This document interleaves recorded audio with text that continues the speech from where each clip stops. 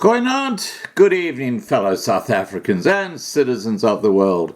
Now, this is a shout out to August and to Philippe.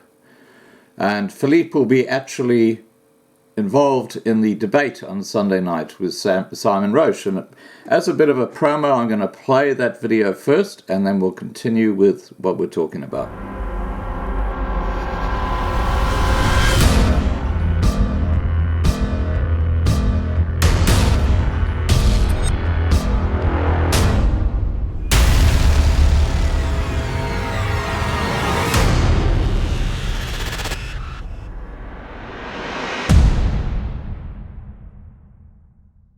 Now, I will, of course, put a link to the live stream channel directly below this video, and I'll also put a link to the World Crime Statistic webpage that I'm referring to here, so you can go and have a sticky for yourself.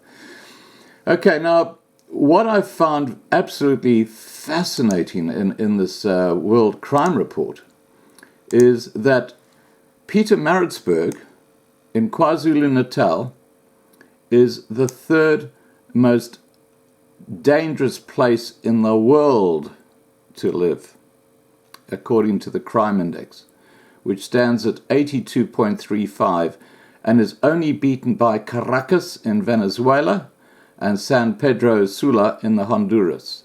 So Pietermaritzburg is number 3. And this chart is quite fascinating because you can actually click onto the Africa link under crime on this webpage, and it tells you the 10 most dangerous cities in Africa. And number 1 is obviously Pietermaritzburg, because it was number 3 in the world at 82.35. Number 2 is Pretoria in South Africa at 80.39. Not far behind is Johannesburg on 80.29. Number 4 is Durban at 79.77. Number 5 is number 5 is Port Elizabeth in South Africa at 75.98. So the top 5 most dangerous cities in Africa are all in South Africa. Doesn't that say something? Number 6 is Windhoek in Namibia. Number 7 is Cape Town in South Africa at 70.06. And then we've got other cities that come into play. So something like 6 out of the top 10 most dangerous cities in Africa by crime are in South Africa. Isn't that quite extraordinary? As I say, I'll put a link to this page below so you can go and have a look for yourself. Thanks, August, for that. Now, what I was also looking at was an article that Philippe drew to my attention, and it's quite amazing, the incompetence, and, we talk about crime. See if you can see a crime in this particular story. After waiting just over a month for police to get back to them following the death of a 29-year-old Bongani Mamoka in a car accident on April the 19th this year, his family has finally seen some action.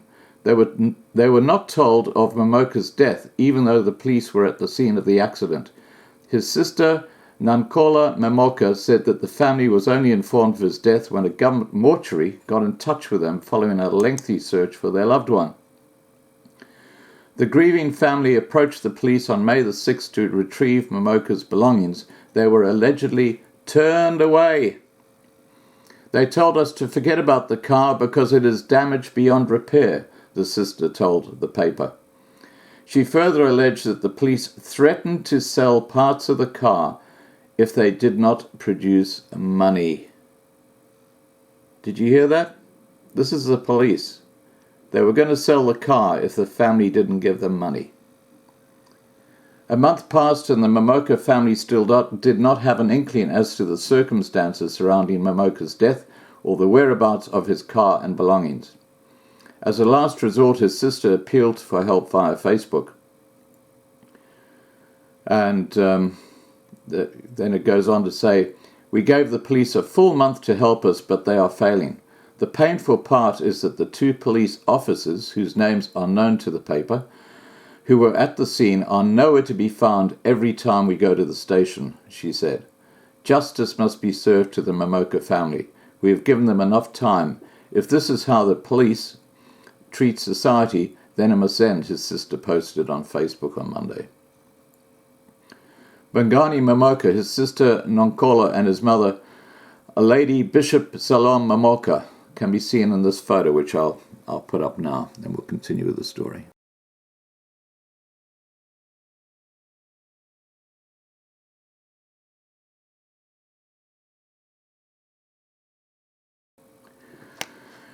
Okay, so there you have, and the poor fellow who died is on the left. That's Bongani Momoka.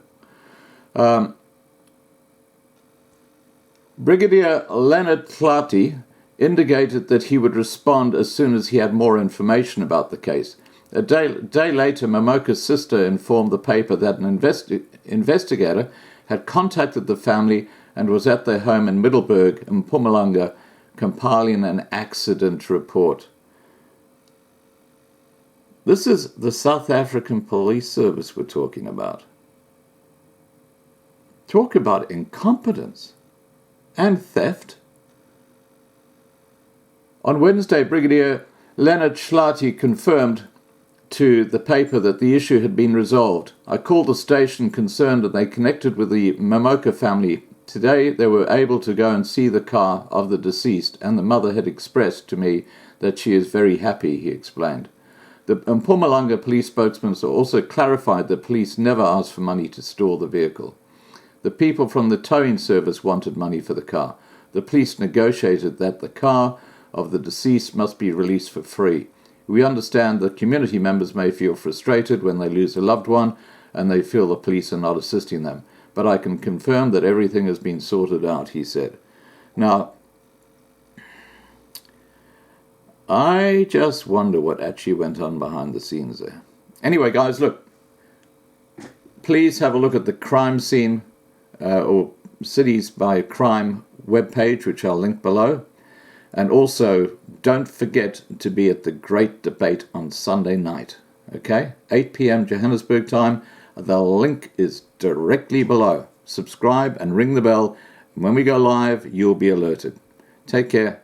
Have a great evening. And ring the bell here as well. Bye for now.